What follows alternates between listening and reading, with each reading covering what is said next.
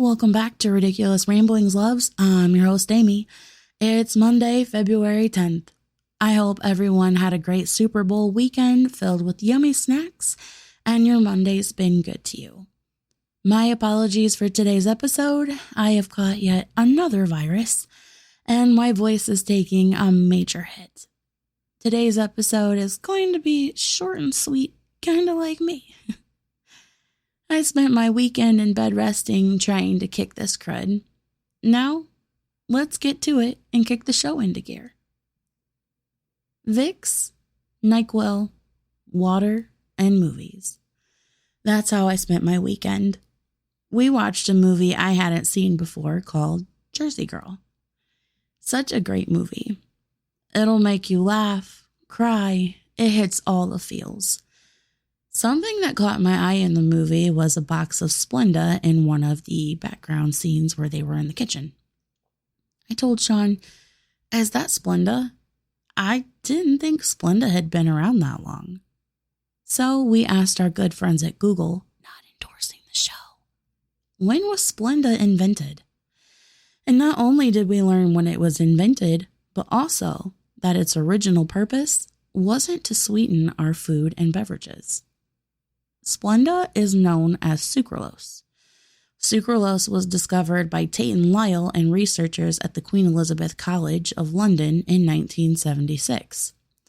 While researching new insecticides, Shashikant Pandis at Queen Elizabeth's College misheard the instructions of his advisor, Leslie Huff, to test the chemical as taste due to his misunderstanding of the foreign accent.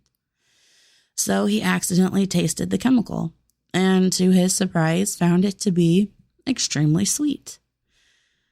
Little, insecticide turned into one of the number 2, actually, leading sugar substitutes in the country.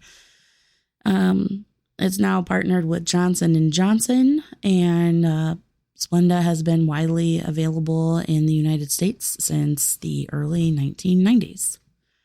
I guess to quote the great Bob Ross, we don't make mistakes, we just have happy accidents. So, what other delicious treats were happy accidents? Chocolate chip cookies. In the 1930s, while preparing a batch of butter drop cookies for her guests at the Toll House Inn in Massachusetts, Ruth Wakefield decided to stick pieces of Nestle chocolate bars into the cookie dough, expecting it to dissolve once baked. Instead, the chocolate maintained its shape. Nestle quickly caught wind of the discovery and placed Wakefield's recipe on their chocolate bar wrappers, where it still remains today. In 1997, to honor the popular recipe's origin, Massachusetts designated the chocolate chip cookie as its official state cookie. Ice cream cones. The ice cream cone is believed to have been invented by accident at the 1904 St. Louis World State Fair by Ernest Hamwi.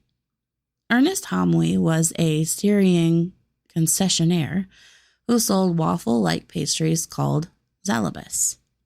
The story goes that an ice cream vendor ran out of paper cups, and a waffle vendor next door, Ernest Hamwi, rolled up his waffles into cones to fill with ice cream. Although technically, Italio Marchioni first produced the ice cream cone and had a patent in December 1903. Just a little bit late there, Italo. It's okay. I like waffle cones, but I think I prefer the little cup style ones, where the ice cream gets in the middle and it gets all mushy and Another one of our favorite frozen treats, the Slurpee or slushie, depending on where you get it from. The Slurpee was surprisingly not invented by the 7-Eleven franchise.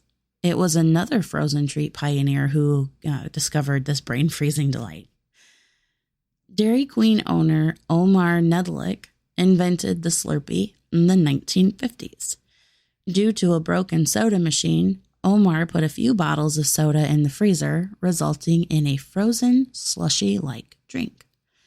People loved it and started specifically asking for that frozen drink.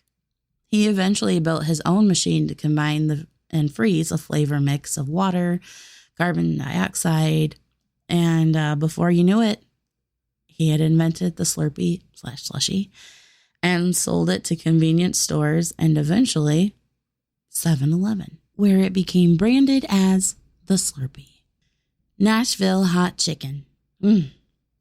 Nashville may be famous for country music, but high up on their list of accolades is now the Nashville hot chicken. Southern legend has it that the invention of hot chicken goes back to a renowned womanizer named Thornton Prince. According to the family history, Prince's girlfriend was tired of him and his cheating ways and decided to serve Prince a plate of hot chicken doused in hot peppers the following morning to teach him a lesson. Well, the lesson backfired, though, because Prince loved the spicy dish and immediately shared it with friends and family and went on to open his own chicken shack. Potato chips. In 1853, George Crumb, a chef at Moon's Lake House in Saratoga Springs, New York, had a guest who kept returning plate after plate of fries with the complaint that they were not crisp enough. Crumb had the idea to finally slice the potatoes shockingly thin, fry them in hot oil, and top them with salt before sending them back out to his picky diner. To Crumb's surprise, they were a huge hit. They were originally called Saratoga chips, but today they're simply known as potato chips. Ooh, this next one. Worcestershire sauce. The sauce with many names. I've always pronounced it Worcestershire, but it's actually pronounced Worcestershire. So I guess I wasn't too far off. I love watching TikTok videos where this is an ingredient and hear how people pronounce it. Sometimes just for comical effect or just really how, based on where you were raised, how you say it. The most popular brand of Worcestershire sauce, I'm going to keep saying it the way I say it, is Lea & Perrins, which was commercialized in 1837 and was the first sauce to bear the Worcestershire name. The origin of Lea & Perrins' recipe is unclear, but the packaging originally stated that the sauce came from the recipe of a nobleman in the country. The company has also claimed that Lord Sandys, ex-governor of Bengal, encountered it while in India with the East India Company in the 1830s and commissioned local pharmacists John Wheely Lee and William Perrins to recreate it. It's worth mentioning that Lord Sandys, nor any Baron Sandys, was ever a governor of Bengal, nor do any available records indicate had they ever visited India. According to company lore, when the recipe was first mixed, the resulting product was so strong that it was considered inedible and was put in barrels and abandoned in the basement. Looking to make space in the storage area some 18 months later, Lea & Perrins decided to, give it a try and see what had happened. They discovered that the long-fermented sauce had mellowed and became palatable. In 1838, the first bottle of Lea & Perrins Worcestershire sauce was released to the general public. While Lea & Perrins is no longer aged in barrels, some specialty brands may use repurposed barrels, like bourbon barrels, that add unique flavor profiles to their Worcestershire sauce, like Bear & Burton and Bourbon Barrel Foods. Whew, say that 10 times fast. Another one of our very favorite treats around here, microwave popcorn. Popcorn has been enjoyed for thousands of years, typically enjoyed by adding popcorn kernels to hot oil and letting it pop to perfection. So how did we get to microwave popcorn? In 1945, scientist Percy Spencer was experimenting with a Megatron, fancy word, a device that generates microwaves, and noticed that a chocolate bar in his pocket had melted. Intrigued, Percy decided to experiment with other ingredients, including corn kernels, and found that microwaves quickly heated food. Pillsbury received the first patent for a microwavable popcorn bag in 1978, which was designed to pop popcorn efficiently in a microwave. So, knew that Pillsbury was the original pioneer of the microwavable popcorn bag. All the things you can find on the internet.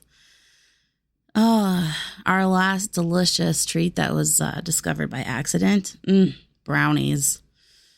This delicious treat was created by American home economist Mildred Brown Schrumpf, nicknamed Brownie, in the early 20th century when she forgot to add baking powder to her chocolate cake mix.